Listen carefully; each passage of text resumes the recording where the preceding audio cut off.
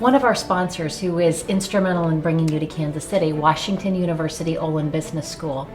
In their MBA program, a lot of what they talk about, or what you see, is folks that have done great things in their career and they've advanced their education, but yet they still get lost in a crowd. How can you use LinkedIn to leverage your accomplishments so people see what you're doing and how you're working?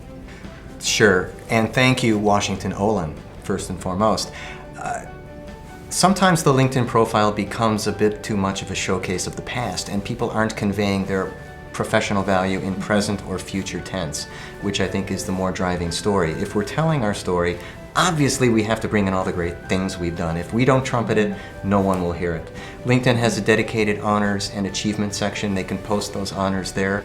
If people want others to know that that is important and that becomes a driving piece of their value proposition, there's no problem with inserting it in the summary section of the LinkedIn profile, perhaps in a line or two of content.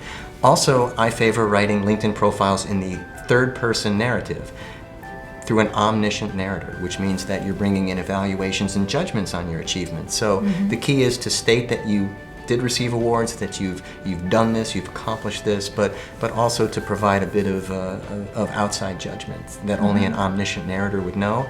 And it tends to deviate away from ego-driven content, the I, me, my. Look how great I was back then. Boy, if I could only bring back those days, but I can't. But I have to rely on my past laurels. So past achievements, which certainly drive future achievements, important to state in a LinkedIn profile.